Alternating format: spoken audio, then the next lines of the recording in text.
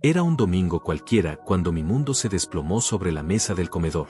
El sol de octubre entraba por las ventanas de mi propia casa, esa que construí ladrillo a ladrillo durante 30 años de trabajo honesto, mientras mi hijo César reía a carcajadas con su esposa Rosa y algunos amigos que habían venido al almuerzo dominical. Yo estaba sirviendo el asado, como siempre hago los domingos desde que murió mi esposa hace 5 años, cuando escuché su voz burlona atravesar el aire como una navaja oxidada. Imagínense tener 65 años y seguir viviendo en esta casa vieja, dijo César, señalándome mientras cortaba la carne con movimientos exagerados. Mi viejo es todo un personaje. ¿Pueden creer que todavía usa esas camisas a cuadros de los años 80? ¿Y esos zapatos? Dios mío, creo que los tiene desde que yo era adolescente. Rosa se tapó la boca fingiendo disimular la risa, pero sus ojos brillaban de esa malicia que yo conocía muy bien después de 10 años de matrimonio entre ellos. Los invitados sonreían incómodos, sin saber si era apropiado reírse del anfitrión que los estaba alimentando con el mejor corte de carne que había podido conseguir esa semana. Yo seguí cortando el asado en silencio, sintiendo como cada palabra se me clavaba en el pecho como espinas envenenadas. Además, continuó César, claramente disfrutando ser el centro de atención, ¿vieron cómo maneja? Ayer me acompañó al centro y casi nos mata 3 veces. Los viejitos no deberían manejar, ¿verdad? Es un peligro público. Más risas. Más miradas de lástima hacia mi persona. Yo seguía cortando, concentrándome en el movimiento rítmico del cuchillo, tratando de mantener la compostura que mi padre me había enseñado cuando era niño. Un hombre de verdad no pierde la calma delante de extraños, Gervasio. Papá, me llamó César, alzando su copa de vino tinto, ese vino de $150 que yo había comprado especialmente para esa ocasión. Ven acá, quiero preguntarte algo importante. Me acerqué limpiándome las manos en el delantal que había pertenecido a mi esposa. Había algo en su tono que me puso en alerta máxima, esa sonrisa que conocía desde que tenía 5 años, la misma que usaba cuando estaba a punto de hacer alguna travesura especialmente cruel con los gatos del vecindario. Dime, César, respondí, tratando de mantener la voz firme. No, dijo riéndose, la pregunta es para ti, papá. Ven, siéntate aquí al lado mío. Obedecí, como siempre había hecho. Me senté en la silla que me señaló, justo al lado suyo, donde todos podían verme perfectamente. Rosa me miró de arriba abajo con esa expresión de superioridad que había perfeccionado durante años. Dime, papá, dijo César con esa voz melosa y venenosa a la vez, como miel mezclada con arsénico, ¿cómo se siente ser un perdedor a esta edad? El silencio se hizo tan denso que pude escuchar el tic-tac del reloj antiguo de la pared, ese que había pertenecido a mi abuelo. Rosa se mordió el labio tratando de no explotar en carcajadas. Los invitados bajaron la mirada hacia sus platos, claramente incómodos pero sin atreverse a intervenir. Yo me quedé ahí sentado, con las manos todavía húmedas del agua donde había lavado el cuchillo, sintiendo como cada latido de mi corazón resonaba en mis oídos como tambores de guerra. Perdón, ¿qué dijiste?, pregunté, aunque había escuchado perfectamente cada sílaba ponzoñosa. ¿Cómo se siente ser un perdedor?, repitió César, ya sin disimular su crueldad, disfrutando cada segundo de mi aparente humillación. Digo, mírate bien. 65 años, viviendo solo en esta casa que se está cayendo a pedazos, sin $1 en el bolsillo, dependiendo de que nosotros vengamos a visitarte para no morirte de soledad como un perro abandonado. ¿No te da vergüenza haber llegado tan lejos sin nada que mostrar? Rosa finalmente no pudo contenerse y soltó una risita aguda que me perforó los tímpanos. César, no seas tan malo con tu papá, dijo, pero su tono dejaba absolutamente claro que disfrutaba cada segundo de mi supuesta humillación pública. Los invitados comenzaron a removerse incómodos en sus sillas. Miguel, el hijo de mi vecino de toda la vida, carraspeó y dijo algo sobre el clima cambiante, tratando desesperadamente de cambiar el tema. Pero César estaba en su elemento y no había terminado su espectáculo. No, en serio, insistió, mirándome fijamente con esos ojos que una vez habían sido inocentes, me da mucha curiosidad. ¿Cómo se siente haber llegado a esta edad sin haber logrado absolutamente nada en la vida? Sin dinero, sin éxito, sin propiedades, sin nada que mostrar por toda una vida de trabajo supuestamente honrado. ¿No te arrepientes de no haber sido más ambicioso, más inteligente, más exitoso? Cada palabra era como un martillazo en mi autoestima, calculado para doler, para quebrarme delante de extraños.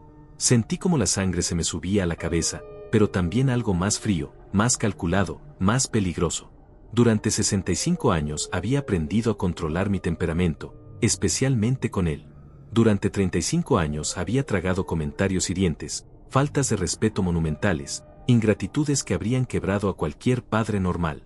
Pero esa pregunta, formulada delante de extraños, en mi propia casa, mientras comían mi comida y bebían mi vino caro, mientras se burlaban del hombre que había sacrificado todo por darles la vida que tenían, fue la gota que derramó el vaso que había estado llenándose durante décadas.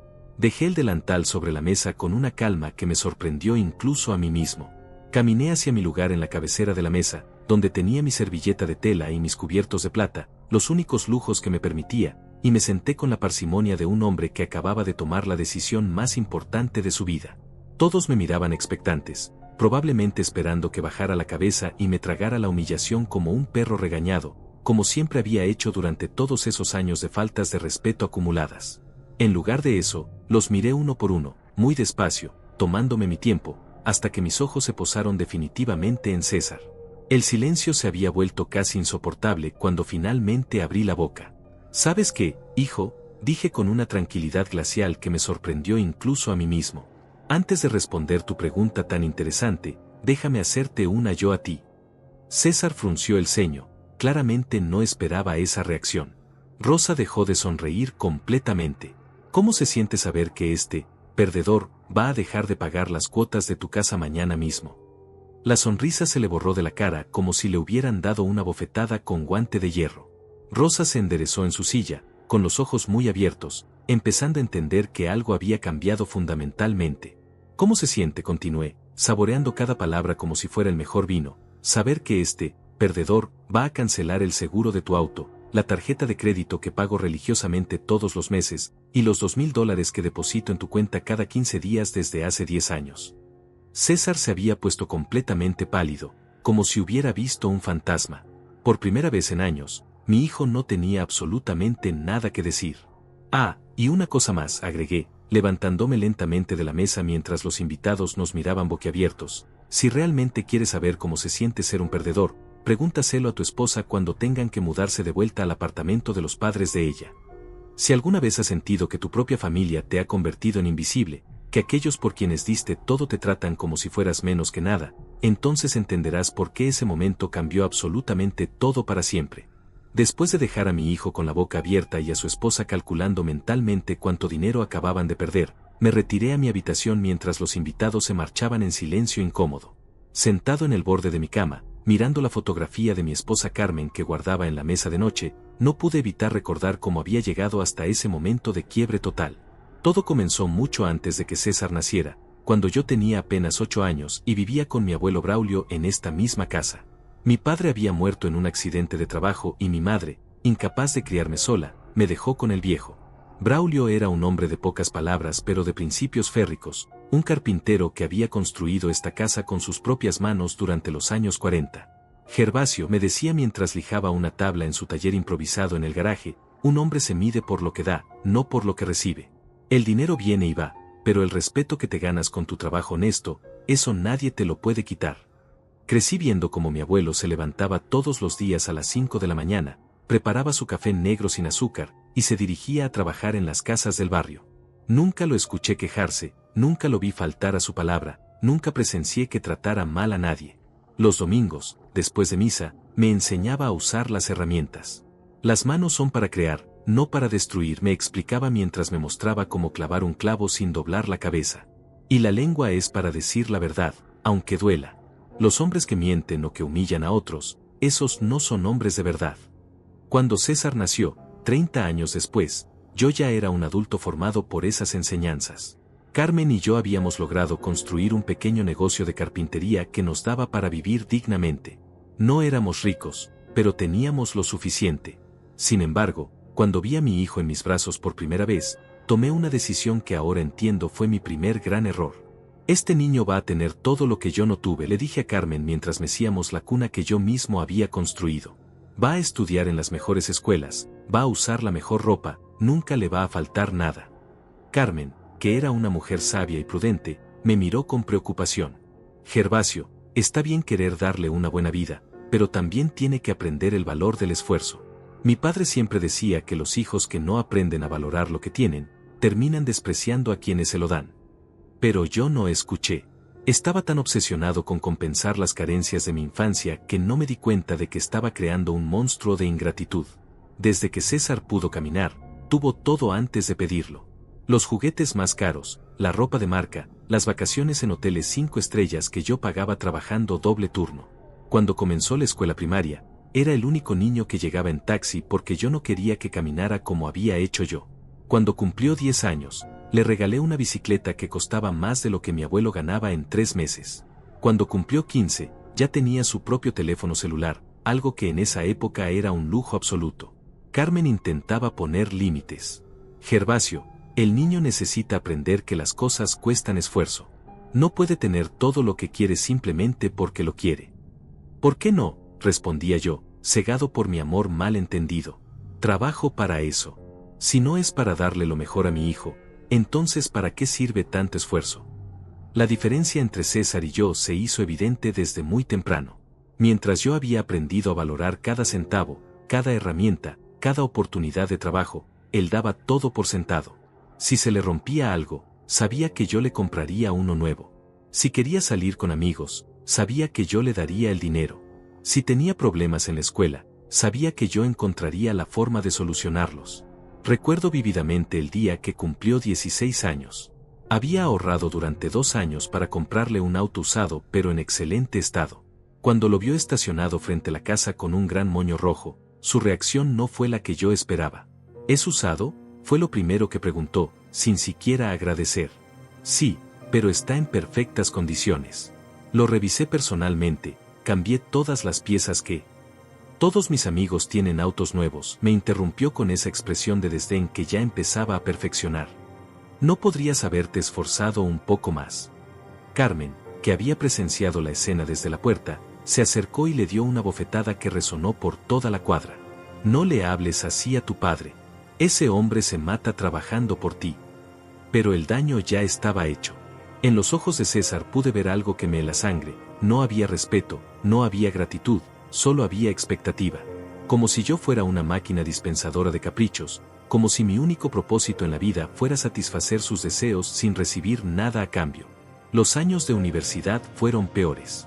César estudió administración de empresas en una universidad privada que me costaba $800 al mes, sin contar los gastos de hospedaje, comida, libros, y por supuesto, su dinero para gastos personales que nunca bajaba de $500 mensuales. Durante esos 4 años, me levanté todos los días a las 4 de la mañana para llegar temprano a las obras. Trabajé sábados, domingos, feriados. Acepté trabajos que otros carpinteros rechazaban porque eran muy pesados o estaban muy mal pagados. Todo para mantener a mi hijo en esa universidad donde, según me enteré años después, era conocido como el hijo del carpintero, no con respeto, sino con burla. Carmen enfermó durante el último año de carrera de César. Los doctores dijeron que era cáncer y que necesitaba tratamiento inmediato. Yo tenía que elegir entre pagar la quimioterapia o el último semestre de universidad de mi hijo. Dile a César que se tome un año sabático, me sugirió Carmen desde la cama del hospital, pálida pero lúcida. La educación puede esperar, pero mi tratamiento no. Pero cuando le expliqué la situación a César, su respuesta fue devastadora. Papá, yo no puedo interrumpir mis estudios. Estoy a 3 meses de graduarme. Mamá va a entender. No entendió.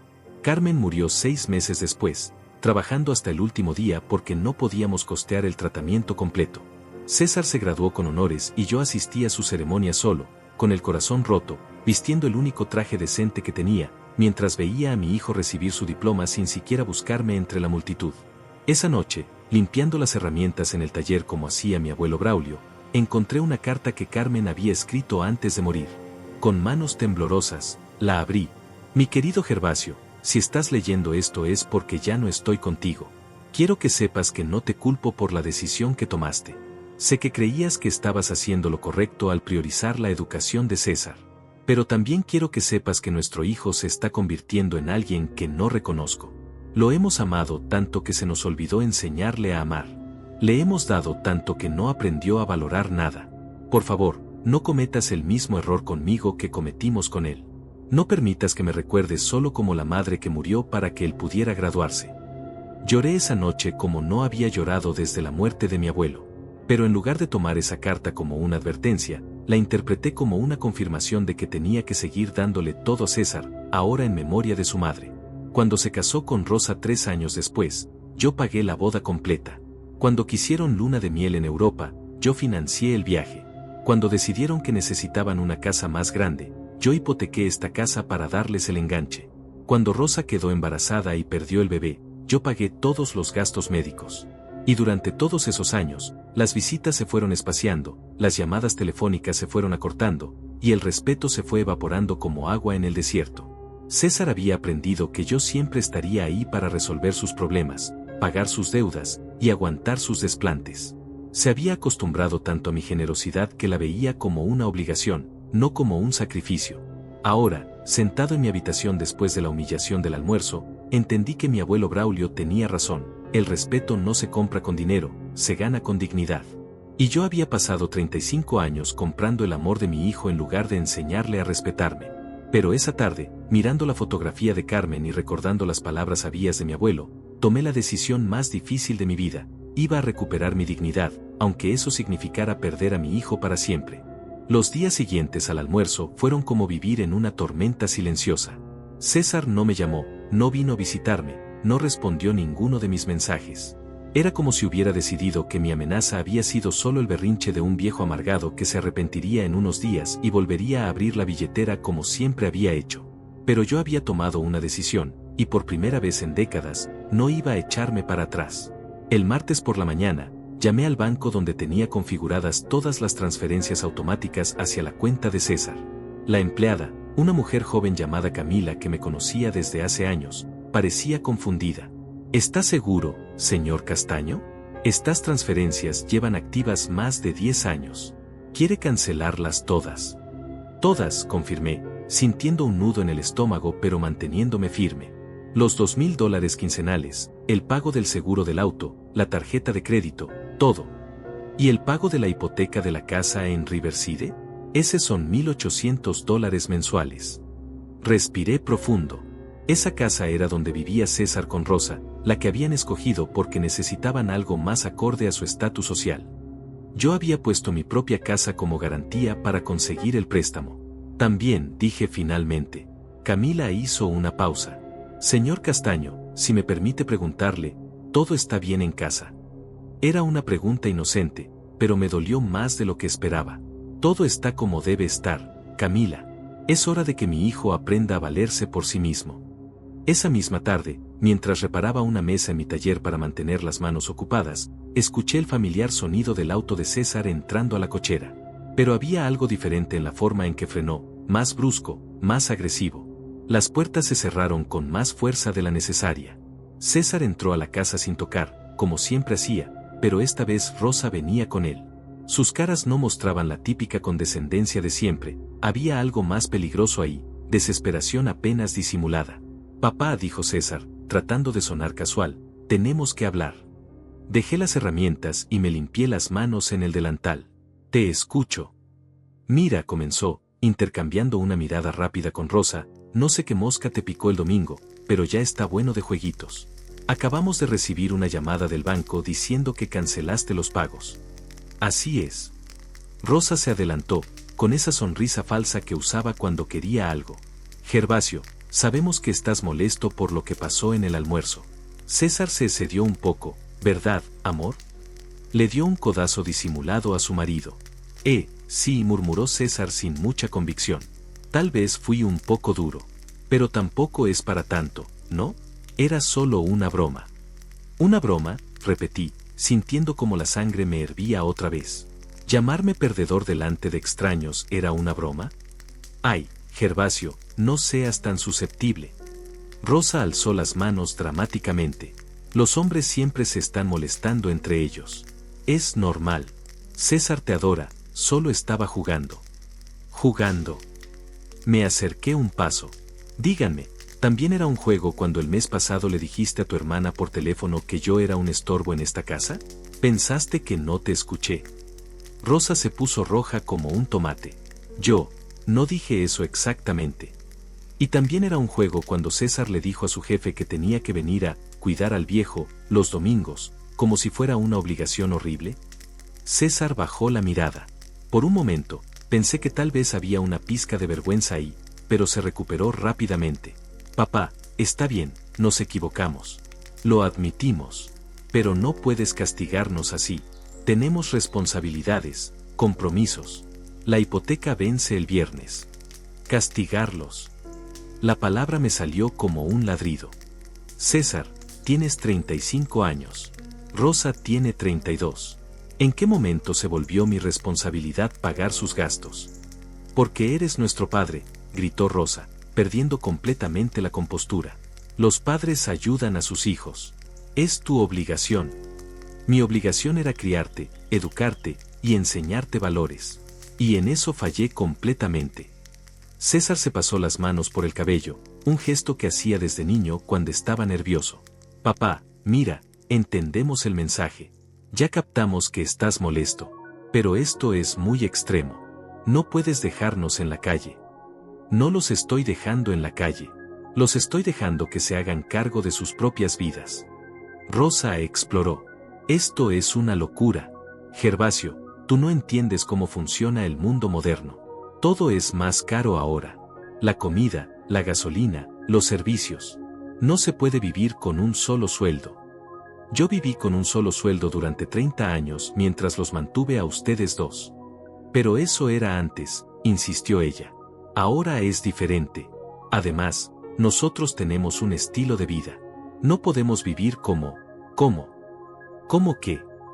Como pobres, terminó, y en esas dos palabras estaba todo el desprecio que sentía hacia mí.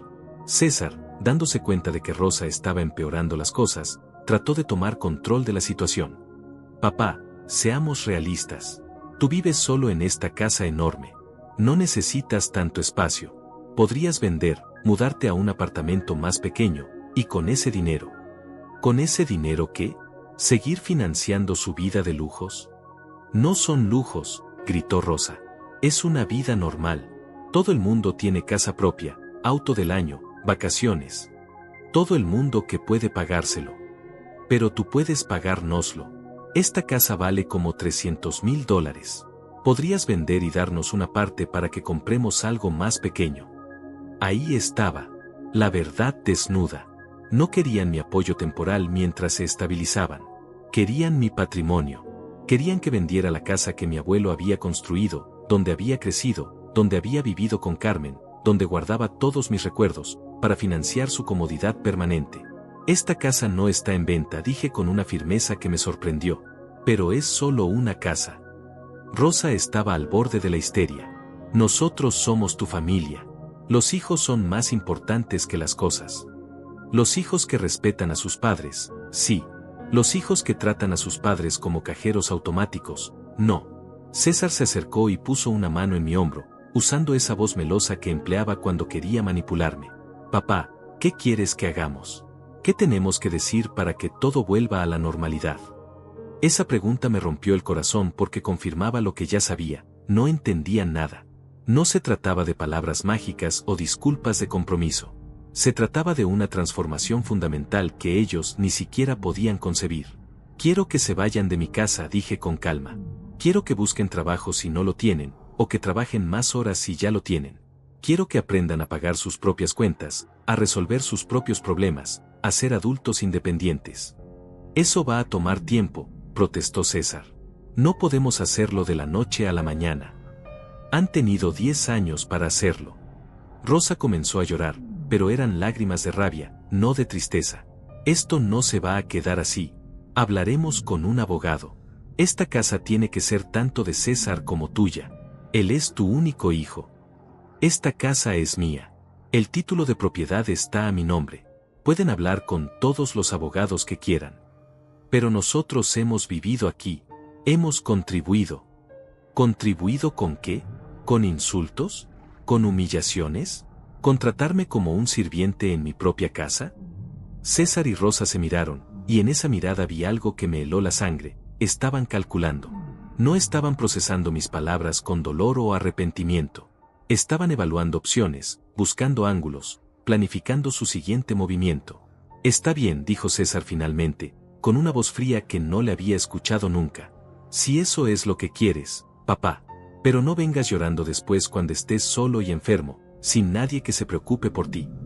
Salieron de mi casa esa tarde como dos extraños que acababan de perder una negociación importante. Y yo me quedé ahí, en el silencio de mi hogar, entendiendo que la guerra apenas había comenzado. Las siguientes 2 semanas fueron las más extrañas de mi vida. Por primera vez en décadas, mi teléfono no sonaba con llamadas de César pidiendo dinero para emergencias repentinas. No recibía mensajes de Rosa recordándome fechas de pago o quejándose de que el depósito había llegado tarde. La casa estaba en un silencio que no sabía si era paz o abandono. Pero yo conocía a mi hijo lo suficiente para saber que no se había rendido. César nunca había aceptado un no como respuesta final, especialmente cuando se trataba de dinero. Durante su infancia, si yo le negaba algo, él encontraba la forma de conseguirlo, manipulando a su madre, haciendo berrinches públicos, o simplemente esperando hasta que mi resistencia se agotara. El primer indicio de que algo estaba tramando llegó un jueves por la tarde. Estaba lijando una mesa en el taller cuando mi vecina Delia se asomó por la cerca. Gervasio, me dijo con esa cara de preocupación que ponen las mujeres cuando tienen chismes importantes, todo está bien contigo. Dejé la lija y me acerqué. ¿Por qué preguntas? Es que ayer vino una mujer preguntando por ti. Decía que era trabajadora social del hospital. Quería saber si vivías solo, si tenías familia que se preocupara por ti, cosas así. Se me heló la sangre. ¿Trabajadora social? ¿Cómo era? Joven, muy bien vestida. Tenía una carpeta y todo. Le dije que tu hijo venía a visitarte seguido, pero ella me preguntó que si yo había notado algún, ¿cómo dijo? Deterioro en tu comportamiento últimamente. ¿Deterioro? Sí, como si te estuvieras volviendo, ya sabes. Delia se tocó la sien con el dedo, haciendo el gesto universal del loco. La rabia me subió como lava hirviendo. César no solo había decidido cortarme de su vida, sino que estaba tratando de hacer que pareciera que yo había perdido la razón.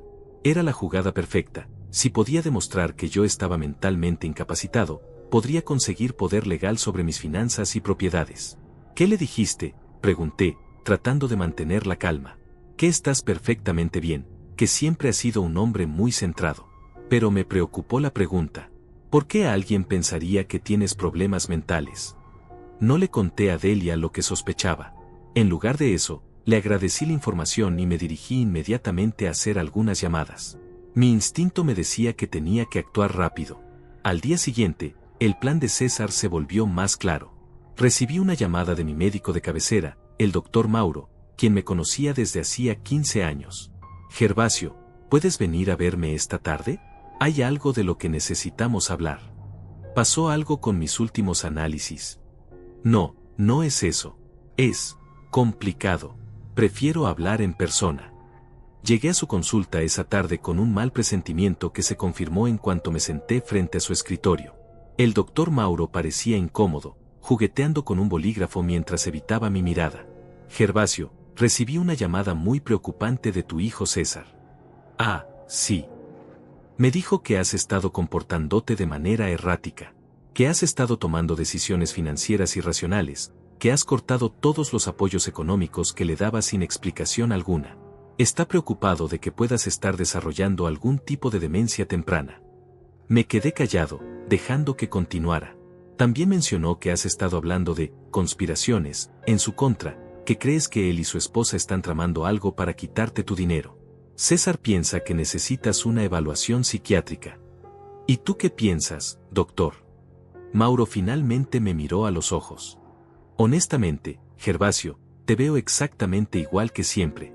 Lúcido, coherente, tal vez un poco más decidido de lo usual, pero definitivamente no demente. Sin embargo, si tu hijo está considerando pedirle a un juez que declare tu incapacidad mental, puede hacer eso. Si presenta suficientes evidencias de comportamiento irracional, sí, especialmente si puede conseguir que otros familiares o vecinos testifiquen que has cambiado. El sistema está diseñado para proteger a los adultos mayores de sus propias decisiones destructivas. Salí de esa consulta con la claridad terrible de entender que César no solo quería mi dinero, quería destruir mi autonomía completamente. Si lograba que me declararan mentalmente incapaz, él tendría control total sobre mi vida, mis finanzas, mis decisiones. Sería como estar muerto en vida. Esa noche, no pude dormir. Caminé por la casa como un fantasma, viendo cada rincón con ojos nuevos.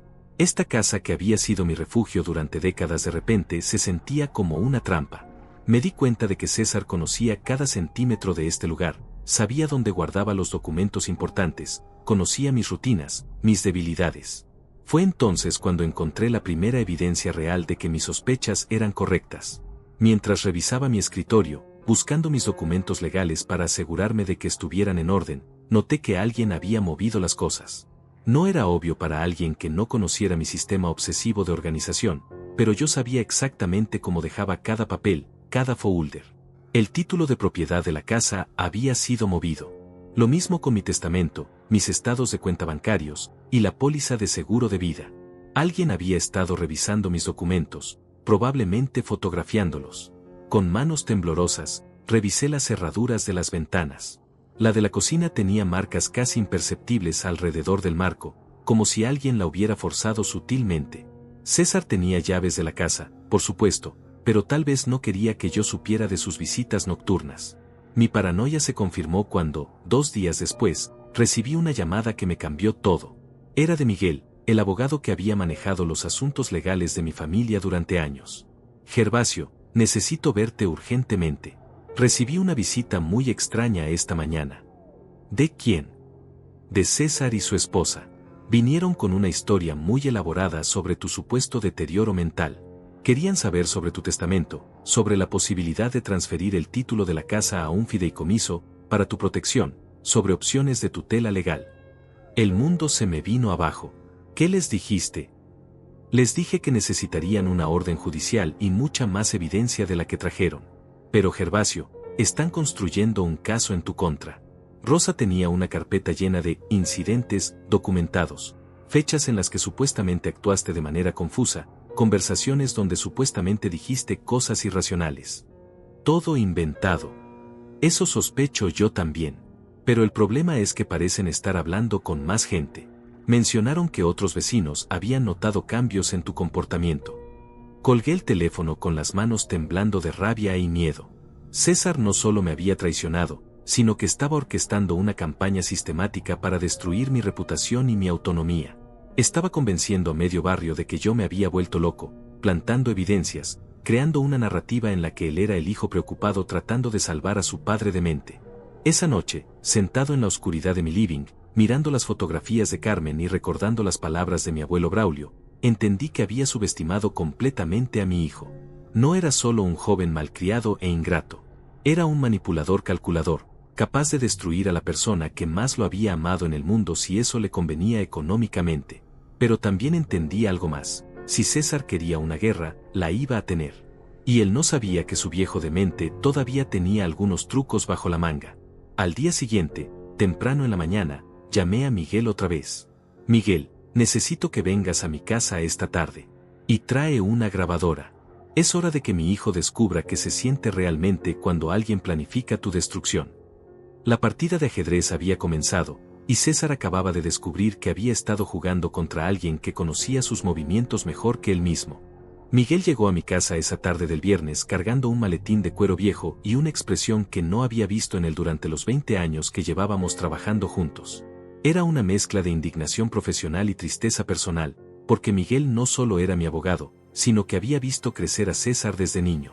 Gervasio, me dijo mientras se sentaba en el sofá del living, antes de empezar con la estrategia legal, necesito preguntarte algo como amigo.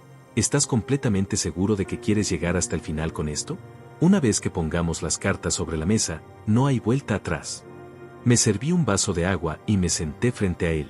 Miguel, mi hijo está tratando de declararme loco para robarme todo lo que tengo. ¿Tú qué harías? Lo mismo que tú, admitió, abriendo su maletín. Pero quería asegurarme, porque lo que vamos a hacer va a doler, y no solo a César. Durante las siguientes 2 horas, Miguel me explicó exactamente cuál era mi situación legal y qué podíamos hacer para protegerme. La buena noticia era que César no tenía ningún derecho automático sobre mis propiedades. La mala noticia era que si lograba convencer a un juez de que yo estaba mentalmente incapacitado, podría conseguir una tutela que le daría control total sobre mi vida. La clave, me explicó Miguel mientras revisaba documentos, es demostrar que no solo estás mentalmente competente, sino que César y Rosa han estado manipulando la situación para su beneficio económico. Y para eso, necesitamos evidencia. ¿Qué tipo de evidencia? Grabaciones de conversaciones donde admitan sus verdaderas intenciones. Documentos que prueben cuánto dinero has estado dándoles. Testimonios de personas que puedan confirmar tu estado mental real. Esa noche, después de que Miguel se fuera, me quedé despierto planificando. Conocía a César lo suficiente para saber que su arrogancia sería su perdición. Él creía que yo era un viejo indefenso que se dejaría manipular hasta el final. No se imaginaba que yo podía contraatacar. El lunes por la mañana, puse mi plan en marcha. Llamé a César por primera vez en 3 semanas, usando un tono derrotado y confuso que sabía que él esperaba escuchar. Hijo, le dije con voz temblorosa, creo que necesito ayuda. Hubo una pausa del otro lado de la línea, y pude sentir su sonrisa victoriosa incluso a través del teléfono. Papá, ¿estás bien? Suenas diferente. Es que he estado pensando en lo que dijiste. Tal vez tienes razón. Tal vez sí me estoy volviendo un poco confundido. Ayer no pude recordar si había apagado la luz, y anteayer me encontré en el supermercado sin recordar por qué había ido. Oh, papá. La falsa preocupación en su voz me daba náuseas. ¿Quieres que vayamos a verte? Sí, por favor. Creo que necesito que me ayuden con los papeles y esas cosas. Ya no entiendo muy bien cómo funcionan los bancos. César prácticamente corrió hacia mi casa. Llegó en menos de 1 hora, acompañado por Rosa y, para mi sorpresa, por un hombre que no reconocí, un tipo trajeado con cara de tiburón que claramente era abogado. Papá, dijo César con esa voz melosa que usaba cuando quería algo, este es el licenciado Alfredo. Es especialista en temas de planificación familiar y protección de adultos mayores. Alfredo me extendió la mano con una sonrisa que no llegaba a sus ojos. Mucho gusto, señor Castaño. César me ha contado de su situación. Estoy aquí para ayudarlo a proteger su patrimonio. ¿Protegerlo de qué?, pregunté, fingiendo confusión. Bueno, intervino Rosa, sentándose a mi lado y tomando mi mano como si fuera una nieta preocupada. Últimamente has estado tomando decisiones financieras que tal vez no son las mejores para ti. Como cancelar nuestros pagos, agregó César, con un tono de reproche apenas disimulado. Papá, eso nos puso en una situación muy difícil. Casi perdemos la casa. Fingí sorpresa. ¿Cancelé sus pagos? No me acuerdo de haber hecho eso. Alfredo intercambió una mirada significativa con César. Ve, esto es exactamente lo que le decía. Los síntomas de deterioro cognitivo a menudo incluyen pérdida de memoria sobre decisiones financieras importantes. Por eso pensamos, continuó César, que tal vez sería bueno que alguien más manejara estas cosas por ti. Alguien de confianza, que tenga tus mejores intereses en mente. ¿Cómo quién? Como yo, dijo César, y ahí estaba, la máscara había caído completamente. Soy tu único hijo, papá. Es mi responsabilidad cuidarte. Alfredo abrió su portafolio y sacó una serie de documentos. Hemos preparado algunos papeles que harían todo más fácil. Un poder general que le permitiría a César manejar sus finanzas, una transferencia de la escritura de la casa a un fideicomiso familiar, y algunos otros documentos de protección. ¿Y eso qué significa? Significa, explicó Rosa con esa sonrisa falsa, que ya no tendrías que preocuparte por pagar cuentas, tomar decisiones difíciles, o recordar fechas importantes. César se encargaría de todo. ¿Y yo qué haría? Disfrutar de tu jubilación, dijo César. Relajarte. Tal vez podríamos incluso encontrarte un lugar más pequeño, más fácil de mantener. Hay residencias muy bonitas para personas de tu edad. Ahí estaba. El plan completo. No solo querían mi dinero, querían encerrarme en un asilo mientras se repartían mis propiedades. No sé, dije, fingiendo dudas. Es que esta casa tiene muchos recuerdos. Los recuerdos van contigo, papá, dijo César, acercándose con los documentos. Además, piénsalo, no más preocupaciones, no más responsabilidades. Solo tienes que firmar aquí y todo va a estar perfecto. Me levanté lentamente, como si fuera un esfuerzo. ¿Puedo leer los papeles primero? Por supuesto, dijo Alfredo, pero son documentos legales complejos. Tal vez sería más fácil si César te explica lo importante. No, insistí, quiero leerlos. Mis ojos todavía funcionan bien. Mientras fingía revisar los documentos, que básicamente me despojaban de todo control sobre mi vida y mis bienes, escuché a César susurrarle algo a Rosa. Ella se rió por lo bajo y murmuró, «Por fin». Entonces llegó el momento que había estado esperando. ¿Saben qué?, dije, alzando la vista de los papeles. Antes de firmar esto, ¿les molestaría si llamamos a Miguel? Él ha sido mi abogado durante años, y me gustaría que revisara estos documentos. La cara de César se descompuso instantáneamente. ¿Para qué necesitas otro abogado? Alfredo es perfectamente competente. Es que Miguel me conoce desde hace mucho tiempo. Me sentiría más tranquilo si él me explica qué estoy firmando. Alfredo se removió incómodo en su silla. Señor Castaño, estos documentos son estándar. No hay nada complicado ahí. Aún así, insistí, caminando hacia el teléfono, prefiero llamarlo. No, gritó César, levantándose de golpe. No necesitas llamar a nadie más. Esa reacción fue lo que estaba esperando. Me volví hacia él con expresión sorprendida. ¿Por qué gritas, hijo? ¿Hay algo malo en estos papeles? No, no es eso, balbuceó, dándose cuenta de que había reaccionado demasiado fuerte. Es solo que no queremos demorar esto más. Ya has estado confundido suficiente tiempo. Ah, dije, caminando de vuelta hacia la mesa donde estaban los documentos. Entonces no hay problema en que Miguel los revise, ¿verdad? Rosa se aclaró la garganta. Gervasio, el licenciado Alfredo tiene otros compromisos hoy. Si no firmamos ahora, tendremos que esperar semanas para conseguir otra cita. ¿Semanas?, pregunté, fingiendo preocupación. ¿Tanto tiempo? ¿Y si me pasa algo mientras tanto? Exactamente, dijo César, acercándose con una pluma. Por eso es mejor que firmemos ahora, mientras estás, lúcido. Me acerqué a la mesa, tomé la pluma, y me incliné sobre los documentos como si fuera a firmar. César, Rosa y Alfredo se inclinaron hacia adelante expectantes. Entonces me enderecé y sonreí. ¿Saben qué es lo más interesante de todo esto?, dije con una voz completamente clara y firme que los hizo retroceder sorprendidos. ¿Qué?, preguntó César, confundido por mi cambio de tono. Que durante toda esta conversación, he estado grabando cada palabra. El silencio que siguió fue ensordecedor. Miguel había salido de la cocina, donde había estado escuchando todo, con una grabadora digital en la mano y una sonrisa que prometía justicia. Caballeros, dijo Miguel, creo que tenemos suficiente evidencia de intento de fraude y manipulación de adulto mayor. César se había puesto blanco como papel. Rosa parecía que iba a vomitar. Alfredo estaba guardando sus documentos a toda velocidad. ¿Cómo se siente?, les pregunté con la misma calma glacial del día del almuerzo, descubrir que el viejo demente lo superó en su propio juego. El silencio que siguió a mi revelación fue como el momento antes de que explote una bomba. César, Rosa y el abogado Alfredo se quedaron congelados, como si alguien hubiera pausado una película en el momento exacto del impacto. Miguel se acercó a la mesa con la grabadora todavía funcionando, su expresión profesional pero con un brillo de satisfacción en los ojos que conocía desde hace décadas. Para que quede claro en la grabación, dijo Miguel con voz oficial, son las 3:45 de la tarde del lunes 23 de octubre. Presentes en esta habitación están Gervasio Castaño, César Castaño, Rosa Castaño, el licenciado Alfredo Mendoza, y yo, Miguel Torres, abogado del señor Gervasio Castaño. César finalmente encontró su voz. Papá, ¿qué es esto?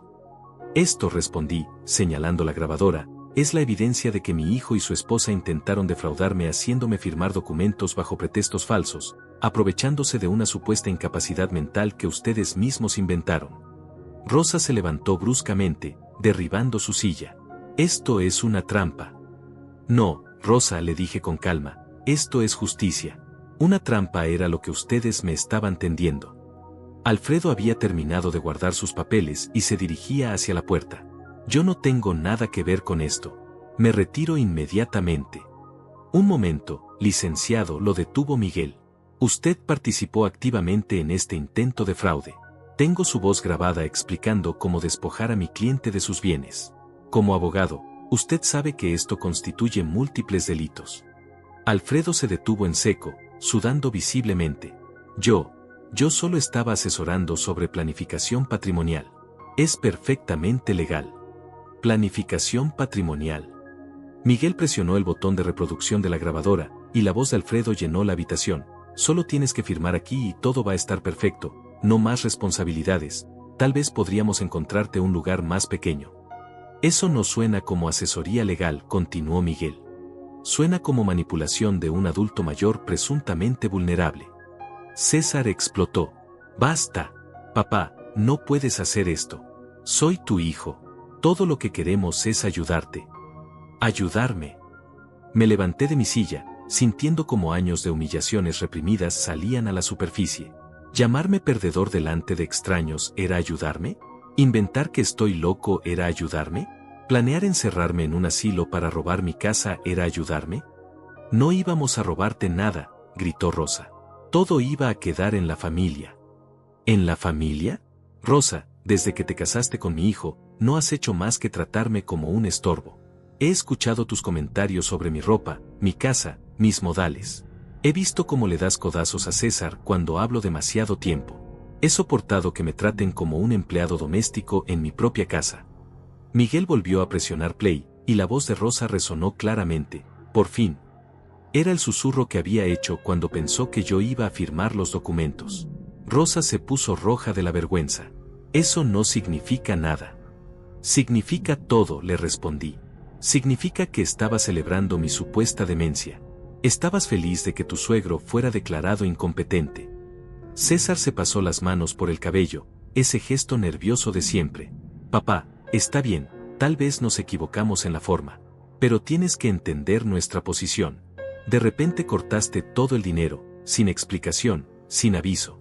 Nos dejaste sin nada. Sin nada. La pregunta salió como un rugido. César, tienes 35 años. Tienes un trabajo. Tu esposa también puede trabajar. ¿Por qué, sin mi dinero, significa, sin nada? Porque tenemos gastos. Responsabilidades. ¿Qué responsabilidades? ¿La hipoteca de la casa que escogieron porque querían algo acorde a su estatus? ¿El auto del año que necesitaban para causar buena impresión? ¿Las vacaciones en Europa que eran necesarias para su bienestar mental? Miguel sacó una carpeta de su maletín. Hablando de gastos, tengo aquí un resumen de todo el dinero que Gervasio ha transferido a la cuenta de ustedes en los últimos 10 años. Abrió la carpeta y comenzó a leer. Pagos directos a la cuenta de César Castaño, $240,000. Pagos de hipoteca de la casa en Riverside, $180,000. Seguros de auto, $45,000. Gastos médicos y emergencias, $60,000. Vacaciones y gastos recreativos, $75,000. César y Rosa intercambiaron miradas de pánico mientras Miguel continuaba. Total documentado, $600,000 en 10 años.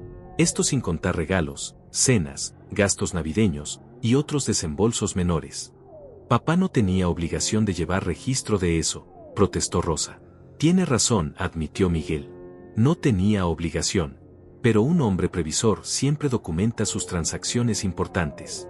Especialmente cuando sospecha que algún día podría necesitar defenderse. Saqué de mi bolsillo una libreta vieja y gastada. Esta libreta tiene anotado cada dólar que les he dado desde que César se casó.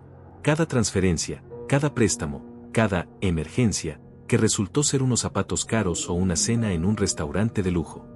César se acercó como si fuera a quitarme la libreta, pero Miguel se interpuso. Además, continuó Miguel, tenemos testimonios de vecinos que confirman el estado mental perfecto del señor Castaño, así como evidencia de que ustedes han estado intentando crear una narrativa falsa sobre su deterioro cognitivo. ¿Qué evidencia?, preguntó Alfredo, claramente nervioso. La trabajadora social falsa que mandaron a entrevistar a los vecinos, por ejemplo. Resulta que esa mujer no trabaja para ningún hospital. Es una actriz que Rosa contrató para hacer preguntas sobre el estado mental de Gervasio. Rosa se desplomó en el sofá. ¿Cómo? Porque después de 30 años como abogado, sé reconocer una estafa cuando la veo. Y porque Gervasio es más inteligente de lo que ustedes jamás le dieron crédito. César finalmente pareció entender la magnitud de su situación. ¿Qué quieres, papá? ¿Dinero? ¿Una disculpa pública? ¿Qué? La pregunta me rompió el corazón porque demostraba que aún no entendía nada. Todavía pensaba que esto se trataba de negociaciones, de encontrar el precio correcto para comprar mi perdón. Quiero que salgan de mi casa, dije simplemente. Quiero que busquen la forma de pagar sus propias cuentas. Y quiero que aprendan que las acciones tienen consecuencias. ¿Y si no?, preguntó Rosa, con un último destello de desafío. Miguel cerró su maletín con un golpe seco. Si no, presentamos cargos por intento de fraude, manipulación de adulto mayor y falsificación de documentos. El licenciado Alfredo podría enfrentar la pérdida de su licencia profesional. Y ustedes dos podrían enfrentar tiempo en prisión. Alfredo prácticamente corrió hacia la puerta. Yo no sabía nada de esto. Me engañaron completamente. Claro, murmuró Miguel, todos los abogados criminales dicen lo mismo. César y Rosa se levantaron en silencio. No había más argumentos, no había más manipulaciones posibles. Su plan maestro se había desmoronado completamente. Esto no se va a quedar así, murmuró César mientras caminaba hacia la puerta. Tienes razón, le respondí. No se va a quedar así. Va a empeorar cada día que no aprendas la lección. Los vi salir de mi casa por última vez como la familia que pensé que tenía. Ahora sabía exactamente quiénes eran, y más importante, sabía exactamente qué tenía que hacer al respecto. Los días que siguieron a la confrontación fueron extrañamente silenciosos. César y Rosa no me llamaron, no vinieron a la casa, no mandaron mensajes suplicantes como esperaba. Era como si hubieran desaparecido de la faz de la tierra, y eso me preocupó más que sus gritos o amenazas. Miguel me había advertido que el silencio era peligroso. Cuando los estafadores quedan en evidencia, no se rinden. Buscan otras formas de atacar. Tenía razón. El primer golpe llegó el viernes por la mañana cuando mi vecina Delia tocó mi puerta con cara de preocupación. Gervasio, no sé cómo decirte esto, pero creo que deberías saber lo que está pasando en el barrio. ¿Qué pasa? Rosa estuvo ayer hablando con varias vecinas. Les está diciendo que tú la amenazaste, que le gritaste cosas horribles, que casi le pegas. Dice que están considerando pedir una orden de restricción. Se me heló la sangre. ¿Qué más dijo? Que has estado comportándote de manera muy agresiva desde que cortaste el dinero. Que el doctor te dijo que podrías tener problemas neurológicos pero que te niegas a recibir tratamiento. Martina y Camila ya están hablando de llamar a servicios sociales. Rosa era más inteligente de lo que pensaba. Si no podía declararme loco legalmente, iba a usar el tribunal de la opinión pública para aislarme y hacer que pareciera un viejo peligroso y desquiciado. ¿Tú le creíste? Delia me miró con esos ojos bondadosos que tenía desde que éramos jóvenes. Gervasio, te conozco desde hace 40 años. Nunca te he visto alzarle la voz ni a un mosquito. Pero hay gente que no te conoce tan bien. Esa tarde llamé a Miguel para contarle lo que estaba pasando. Es una táctica clásica, me explicó. Si no pueden atacarte legalmente, te atacan socialmente. Están tratando de crear un ambiente donde cualquier acción que tomes parezca la reacción de un hombre inestable. ¿Qué puedo hacer? Por ahora, nada. Mantén tu rutina normal, sé amable con los vecinos, documenta cualquier interacción extraña. Mientras tanto, yo voy a acelerar los procesos legales. Pero las cosas se pusieron peores. El lunes siguiente, mientras compraba verduras en el mercado donde había ido durante 20 años, noté que doña Matilde, la vendedora de siempre, me evitaba la mirada. Cuando finalmente se acercó, lo hizo con una cautelosa distancia. Don Gervasio, me dijo en voz baja, ¿es cierto lo que dicen de usted? ¿Qué dicen? Que golpeó a su nuera, que la amenazó. Mi comadre Rosa me contó que usted se puso muy violento. La manipulación era perfecta. Rosa se había presentado como una víctima inocente, probablemente con lágrimas en los ojos, contando una historia de abuso doméstico que hacía que yo pareciera un monstruo. Doña Matilde, le dije con toda la calma que pude reunir, ¿usted realmente cree que yo sería capaz de golpear a una mujer? Me miró fijamente durante unos segundos, y vi el conflicto en sus ojos. Conocía mi carácter, pero los rumores tienen una forma de contaminar incluso las mentes más claras. No sé qué creer, don Gervasio. Rosa parecía muy asustada. Compré mis verduras en silencio y regresé a casa con una pesadez en el pecho que no había sentido desde la muerte de Carmen. Me di cuenta de que César y Rosa no se conformarían con robarme mi dinero, querían destruir mi reputación, mi dignidad, mi lugar en la comunidad donde había vivido toda mi vida. Esa noche, sentado en la cocina donde tantas veces había cenado con Carmen, me sentí más solo de lo que me había sentido nunca. Por un momento terrible, me pregunté si no habría sido más fácil simplemente firmar esos papeles, dejar que me pusieran en un asilo, y rendirme completamente. Fue entonces cuando encontré la carta. Mientras limpiaba un cajón de la cocina, buscando distracción en tareas domésticas, mis dedos tocaron un sobre que había olvidado completamente. Era la letra de Carmen, y el sobre decía, para Gervasio, cuando más lo necesite. Con manos temblorosas, abrí la carta que mi esposa había escrito antes de morir.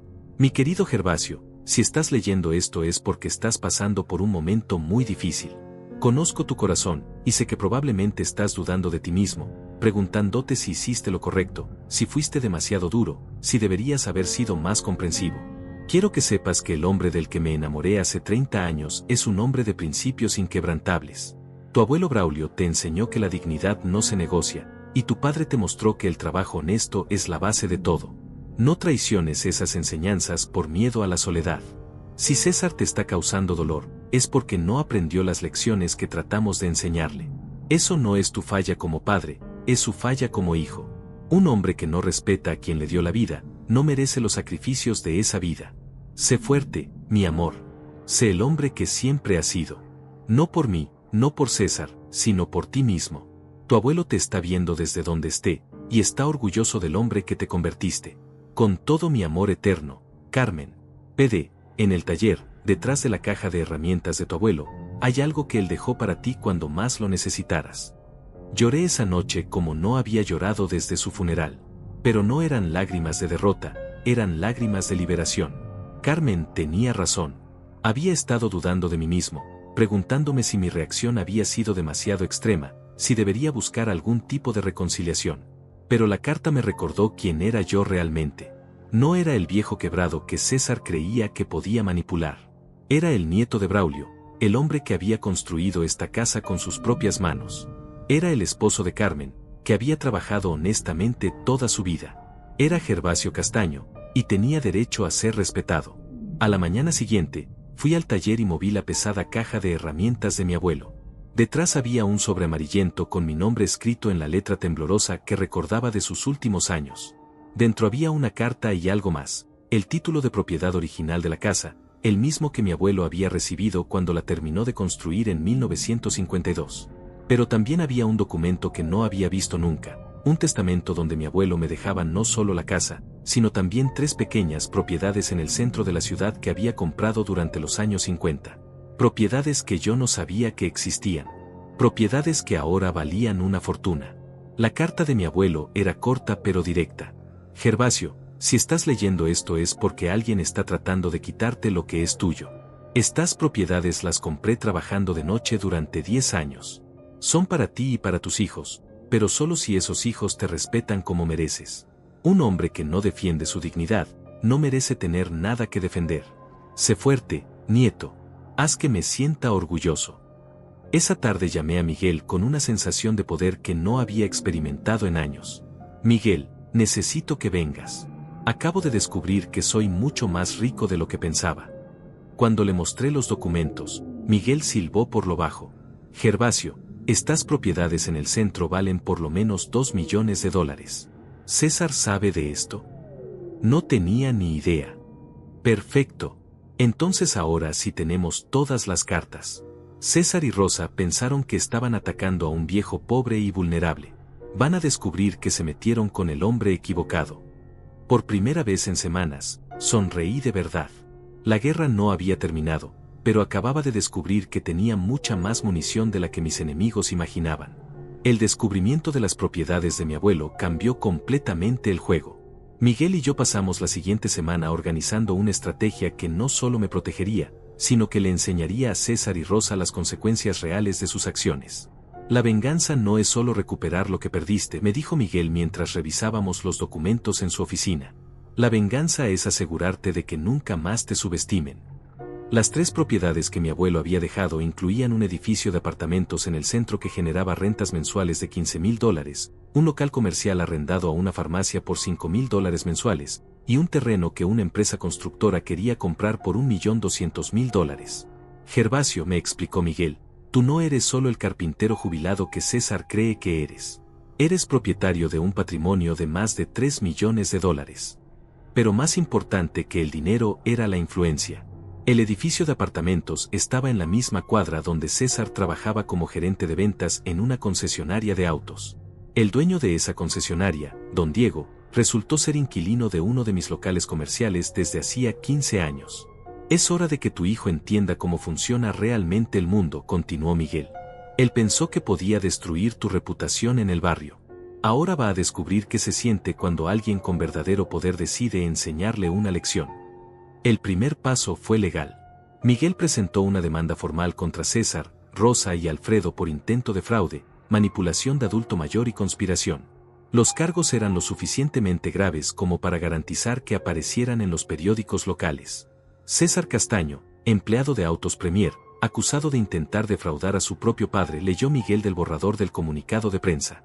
Esto va a llegar a todos los lugares donde trabaja, donde vive, donde socializa. Pero eso era solo el comienzo. Resulta que don Diego, el dueño de la concesionaria, era un hombre de principios muy estrictos. Cuando se enteró de que uno de sus empleados había intentado estafar a su propio padre, me llamó personalmente. Don Gervasio, no sabía que usted era el papá de César. Si hubiera sabido lo que ese muchacho estaba haciendo. Un hombre que no respeta a su padre, no puede respetar a sus clientes. Don Diego, yo no quiero que usted tome decisiones por mi situación familiar. No se trata de su situación familiar. Se trata de integridad. En mi negocio, la confianza es todo. ¿Cómo puedo confiar en un vendedor que trata de robarle a su propio padre? César perdió su trabajo esa misma semana. Rosa también comenzó a sentir las consecuencias. Trabajaba como recepcionista en una clínica dental cuyos dueños, por casualidad, vivían en el mismo conjunto residencial donde estaban mis apartamentos. Cuando se corrió la voz sobre la demanda, y especialmente sobre el intento de declarar a un anciano mentalmente incapaz para robar sus propiedades, los rumores llegaron hasta su trabajo. La gente no quiere ser atendida por alguien que maltrata a adultos mayores, me explicó Miguel. Especialmente en una clínica donde la mayoría de los pacientes son personas de la tercera edad. Rosa también perdió su empleo. Pero la jugada más efectiva fue con la casa. Resultó que la hipoteca que yo había estado pagando tenía una cláusula muy específica. Si el garante, yo, determinaba que el deudor principal había actuado de mala fe o había intentado defraudar al garante, podía exigir el pago inmediato total del préstamo. Es una cláusula poco común, me explicó Miguel, pero tu abuelo era muy cuidadoso con los contratos. Él insertó esa protección cuando ayudó a un amigo con una casa y después lo traicionó. César y Rosa tenían 30 días para conseguir $200,000 y pagar la hipoteca completa, o perder la casa. El miércoles de la tercera semana, César apareció en mi puerta.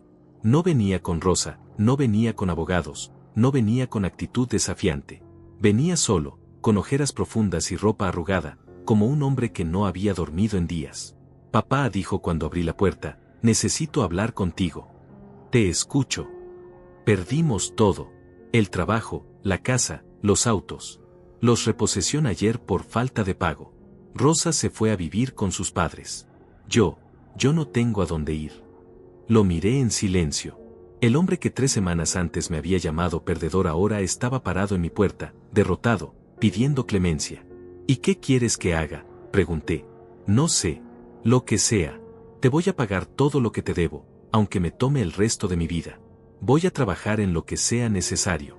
Solo no me dejes en la calle. Era exactamente lo que había esperado escuchar durante años. Pero ahora que estaba pasando, no sentía la satisfacción que había imaginado. Solo veía a un hombre quebrado que había aprendido su lección de la manera más dura posible. César, le dije, ¿realmente entiendes lo que hiciste mal? Sí, respondió sin dudarlo. Te falté al respeto. Traté de robarte. Te mentí. Manipulé tu confianza. Fui el peor hijo que pudiera existir. ¿Y por qué lo hiciste? Se quedó callado durante un largo momento, y cuando habló, su voz estaba quebrada. ¿Por qué? Porque me acostumbré a que siempre estuvieras ahí. Pensé que sin importar cómo te tratara, tú siempre me ibas a rescatar. Pensé que ser tu hijo me daba derecho a tu dinero, tu casa, tu vida. ¿Y ahora? Ahora entiendo que ser tu hijo me daba la responsabilidad de respetarte, de cuidarte, de honrar todo lo que sacrificaste por mí. Y fallé completamente. Por primera vez en 35 años, mi hijo estaba hablando como un hombre adulto. César, le dije finalmente, puedes quedarte en el cuarto de huéspedes. Pero vas a vivir bajo mis reglas. Vas a buscar trabajo. Vas a pagar renta.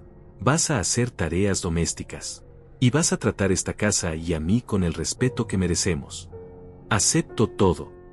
Y si alguna vez, vuelves a faltarme al respeto o a intentar manipularme, sales de esta casa y de mi vida para siempre. ¿Entendido? Entendido. Esa noche, mientras cenábamos en silencio en la mesa donde todo había comenzado, me di cuenta de que había ganado algo más valioso que dinero o propiedades. Había recuperado mi dignidad, tal vez, había ganado un hijo que finalmente entendía el valor del respeto. Miguel tenía razón, la mejor venganza no era destruir a César. Era convertirlo en el hombre que siempre debió ser. 6 meses después del día que cambió todo, me levanto cada mañana a las 6, preparo café para 2, y escucho los pasos de César bajando las escaleras para desayunar antes de irse a trabajar. No es el mismo hombre que me humilló en ese almuerzo dominical. Tampoco soy yo el mismo hombre que se quedó callado durante décadas. César consiguió trabajo en una carpintería del otro lado de la ciudad. Gana la tercera parte de lo que ganaba en la concesionaria, pero llega a casa cada día con las manos sucias y una satisfacción en los ojos que nunca había visto cuando vendía autos. Me paga $400 de renta mensual, hace las compras del supermercado, y los domingos me ayuda con las reparaciones de la casa. Buenos días, papá, me dice cada mañana, y por primera vez en años, esas palabras suenan genuinas. Rosa nunca volvió. Según me contó César, se divorció de él en cuanto se dio cuenta de que ya no había dinero fácil en la ecuación. Se casó con un hombre mayor que conoció en el trabajo de sus padres, alguien que sí tiene la cuenta bancaria que ella siempre buscó. César firmó los papeles sin pelear. Me hizo un favor, me dijo una noche mientras reparábamos juntos la cerca del patio. Me casé con ella por las razones equivocadas. Quería una mujer que me hiciera ver exitoso, no una compañera de vida. Las propiedades de mi abuelo han resultado ser una bendición inesperada. Los ingresos mensuales me permiten vivir cómodamente sin depender de César, y más importante, me dan la independencia de ayudarlo o no según su comportamiento, no por obligación. Miguel y yo retiramos la demanda después de que Alfredo perdiera su licencia profesional y César aceptara hacer servicio comunitario en un hogar de ancianos. Nada enseña más respeto hacia los adultos mayores que cuidar de ellos, me dijo Miguel con una sonrisa. El barrio tardó algunas semanas en procesar la verdad completa de lo que había pasado. Cuando los vecinos se enteraron de la grabación y de cómo César y Rosa habían intentado manipular la situación, la opinión cambió completamente. Doña Matilde en el mercado ahora me recibe con sonrisas y me guarda los mejores tomates. Delia viene cada tarde a tomar café y me cuenta todos los chismes del vecindario. Siempre supe que usted no era capaz de lastimar a nadie, me dijo Martina la semana pasada. Pero Rosa era muy convincente con sus lágrimas. Las lágrimas más peligrosas, le respondí, son las que se derraman para manipular, no para sanar. Una tarde de domingo, mientras César y yo trabajábamos en el taller organizando las herramientas de mi abuelo, me atreví a hacer la pregunta que había estado evitando durante meses. ¿Me odias por lo que hice? César dejó de lijar la tabla que tenía en las manos y me miró directamente a los ojos. Al principio sí. Durante semanas pensé que eras un viejo cruel que se había vengado de tu propio hijo por una broma estúpida. ¿Y ahora? Ahora entiendo que no te vengaste de mí. Me salvaste de mí mismo. Se limpió las manos en el delantal y se sentó en el banco donde mi abuelo solía trabajar. Papá, yo estaba convirtiéndome en un parásito. Un hombre de 35 años que vivía de su padre, que no sabía el valor de nada porque nunca había tenido que ganárselo. Yo te malcrié, admití. Quería darte todo lo que yo no tuve, pero olvidé darte lo más importante que sí tuve, la satisfacción del trabajo honesto. ¿Sabes qué es lo más extraño?, continuó César. Ahora que gano mi propio dinero, que pago mis propias cuentas, que me levanto temprano porque tengo que hacerlo, no porque quiero algo de ti, ahora me siento más hombre de lo que me había sentido nunca. Esa conversación se quedó grabada en mi memoria como una de las más importantes de mi vida. Hace un mes, César me sorprendió con algo que no esperaba. Llegó a casa un viernes por la noche con una botella de vino y una expresión nerviosa que no le había visto desde que era adolescente. Papá, quiero presentarte a alguien. ¿A quién? Se llama Matilde. Trabaja conmigo en la carpintería. Es diferente. Matilde resultó ser una mujer sencilla, trabajadora, con manos callosas y una sonrisa genuina. Hija de un albañil, criada con los mismos valores de trabajo y respeto que mi abuelo me había enseñado. Durante la cena, no habló de marcas caras ni de lugares exclusivos.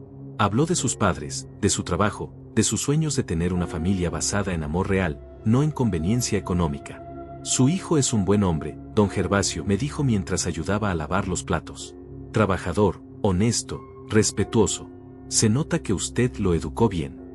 Me reí por primera vez en meses. Tuve que educarla 2 veces. Anoche, mientras revisaba las cuentas de mis propiedades en el escritorio donde mi abuelo solía hacer sus cálculos, encontré una fotografía vieja de los 3, mi abuelo Braulio, mi padre, y yo cuando tenía la edad de César.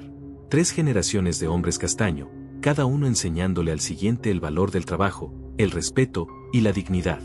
Me di cuenta de que había estado a punto de romper esa cadena. Mi amor malentendido había casi convertido a César en alguien que mi abuelo no habría reconocido como familia. Pero al final, las lecciones más duras son las que más profundo se graban. César toca la puerta de mi estudio. Papá, ¿tienes un minuto? Quiero pedirte algo. Claro, pasa. Se sienta frente a mí con esa expresión seria que ha reemplazado a la arrogancia de antes. Quiero pedirte permiso para casarme con Matilde. La formalidad me sorprende y me emociona al mismo tiempo. ¿Por qué me pides permiso? Porque eres mi padre, y tu opinión es la más importante para mí. Porque esta vez quiero hacer las cosas bien, como debe ser, con respeto y honor. ¿La amas? La amo por quien es, no por lo que tiene o por lo que me puede dar. Y ella me ama por la misma razón. Entonces tienes mi bendición. Esa noche, después de que César se fue a dormir, salí al patio y miré las estrellas que mi abuelo solía señalarme cuando era niño. Sentí su presencia, la presencia de Carmen, la de mi padre. Todos habían contribuido a este momento donde la familia Castaño había recuperado su honor. La venganza más dulce no fue quitarle todo a César. Fue devolverle la dignidad que había perdido por mi culpa. Fue enseñarle que un hombre se mide por lo que construye con sus propias manos, no por lo que toma de las manos de otros. Ahora entiendo lo que mi abuelo quiso decir cuando escribió, un hombre que no defiende su dignidad, no merece tener nada que defender. Defendí mi dignidad, recuperé a mi hijo, y encontré algo que había perdido hace mucho tiempo, el respeto por mí mismo. La familia no siempre es de sangre. A veces es de valores, de respeto mutuo, de amor ganado día a día. Y esa familia, la verdadera, vale todos los sacrificios del mundo.